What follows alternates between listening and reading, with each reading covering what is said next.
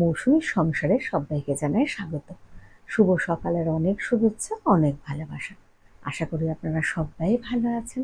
পুরো ভিডিও দেখার অনুরোধ রইল সবার কাছে। ভালো লাগলে একটা লাইক, একটা কমেন্ট আর একটা শেয়ার করে দেবার অনুরোধ রইল।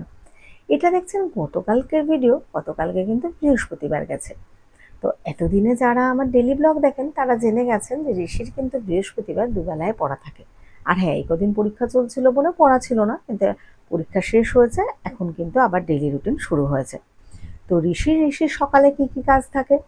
জল ভরা থাকে, ওর ব্রাশ করা থাকে, ফ্রেশ হওয়া থাকে, আর না হলে জল বিস্কুট, আর না হলে শুধু বিস্কুট খাওয়া থাকে। তারপরেও পড়তে যায় বা বাড়িতে একটু পড়তে বসে। হ্যাঁ, পড়তে যাওয়াটা সেটা আলাদা ব্যাপার, আর পড়তে বসা মানে ওটা তো কোনো ব্যাপার না। আর ফোনে পড়া, টাস্ক বা আঁকতে দিলে ওই কুকুর বিড়ালের ভিডিও, না হলে খেলা, এখন তো খেলা নিয়ে বিশাল ব্যাপার। তো এইসব করতে থাকে। আর নিজে বসে বসে আর কতক্ষণ পারবো? 9-এ উঠে গেল, তাও যদি নিজের বুঝ না বোঝে তাহলে আর কবে বুঝবে জানি না। ঋষিটাকে নিয়ে সত্যি রীতিমতো চিন্তায়। ঋষির থেকে আমার মেয়ে অনেক ভালো, অনেক কথা শোনে, অনেক বোঝে। তো যাই হোক, যতদিন পারবো ওরমভাবে তো টানতেই হবে, বোঝাতেই হবে। আর আমার কাজ হচ্ছে সকালবেলা উঠে একটু রূপচর্চা করা এখন, যেহেতু সানস্ক্রিনটা দিতে হয়। তো ওই জন্য আমি নিজের কাজগুলো সেরে নিচ্ছি। আজকে কিন্তু সকাল সকাল উঠে টুকটাক বাসি কাজ সেরে একবার স্নান করেই ঘরে এসেছি। তো আমি নিজে এবার মানে সিঁদুর পরে নিজে ফ্রেশ হয়ে তারপরে যাব রান্নাঘরে। আর রান্নাঘরে কি করবো, একটু ডাল ভাত আর একটু ডিমের অমলেট করে নেবো। আমি যদি ডিমের অমলেট বানাই তাহলে কিন্তু পেঁয়াজ দিয়ে, হ্যাঁ লঙ্কা খুব একটা খাই না ঝাল, তো সেটা বানাই। কিন্তু ঋষি খেলে না, লবণ কোনোদিন দিলে দেবে, না দিলে না দেবে, ওইভাবেই ডিমের অমলেট খাবে। আর সত্যি কথা বলতে কি, ডিমের অমলেটে ঋষির কথা মনে পড়লে কালুটার কথা খুব মনে পড়ে। কারণ যেদিন মাছ মাংস বা ওরকম কিছুই থাকতো না, তো ওকে খেতে দিতে গেলে কিন্তু আমরা শুধু ডিম ওরমভাবে ফ্রাইং প্যানে, ঋষি মানে যেরমভাবে খায় সেরমভাবে করে কালুকে ভাত মেখে কিন্তু ভাত দিতাম। আর ওই বাড়ি গেলে কতদিন বৌদির থেকেও চেয়ে একটু মাছ মাংস নিয়ে আসতাম কালু শোনার জন্য। যাই হোক, একটু কালুর কথাও শেয়ার করে নিলাম। আমাদের কালুকেও তো আমরা ভালোবাসি, আর ভোলার নয়, তো মাঝে মাঝেই ওর কথা কিন্তু আমার ভিডিওতে থাকবে।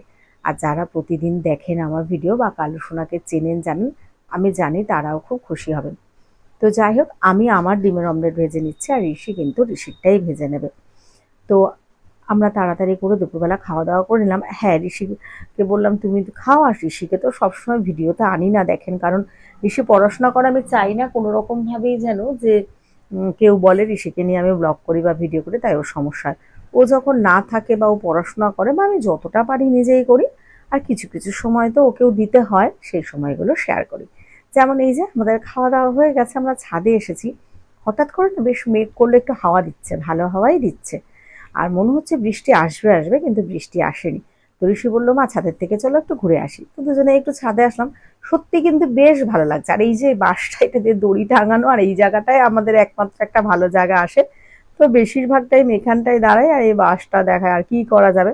আর ঋষি কিন্তু গান গাইছে। হ্যাঁ, বৈশাখ মাস পড়ে গেছে, সেখানে সারা বছরই কবিগুরু রবীন্দ্রনাথ ঠাকুর আমাদের মনে প্রাণে থাকেন, আর এই সময়টা আসলে তো সত্যিই একদম অন্যরকম। আর ঋষিও খুব ভালোবাসে, তো প্রচুর গলা ছেড়ে গান গাইছে।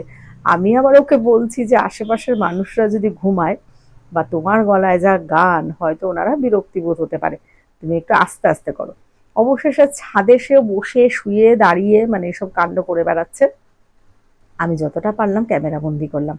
আমারও ভালো লাগছিল। ঋষির গলাটা কিন্তু গানের ভালো, শুধু আমি বলছি না, আপনারা অনেকেই জানেন বা শুনেছেন।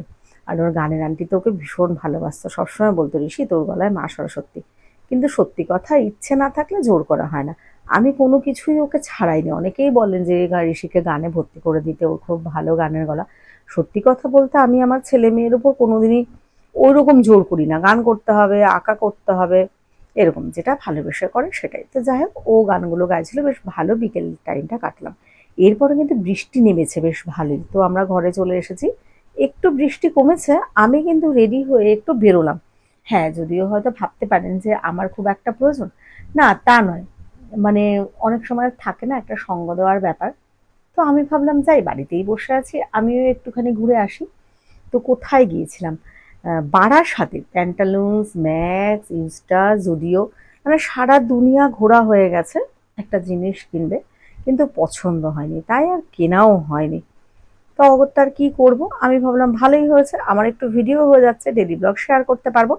মাঝখান দিয়ে 2-4টি ফটো আর একটু ভিডিও, এটা হয়ে গেছে। আমারই লাভের লাভ হয়েছে। যার সাথে গেছি, যার প্রয়োজনে গেছি, সে ক্যামেরায় নেই ঠিকই, কিন্তু তার কোনো লাভ হয়নি, কিন্তু আমার কিন্তু লাভ হয়েছে। একটু ঘুরে নিয়েছি এই ফাঁকে। আর বৃষ্টিটা হয়েছে, ঠান্ডা ঠান্ডা ছিল, বেশ ভালো লাগছিল। কিন্তু এখানটা দাঁড়িয়েও 2-4টি ফটো তুলে নিয়েছি।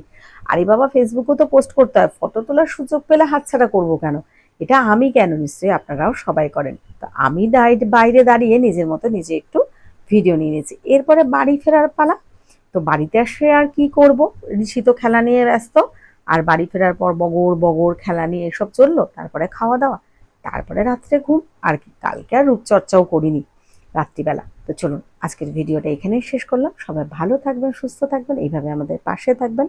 সবাইকে জানাই শুভরাত্রি, টাটা।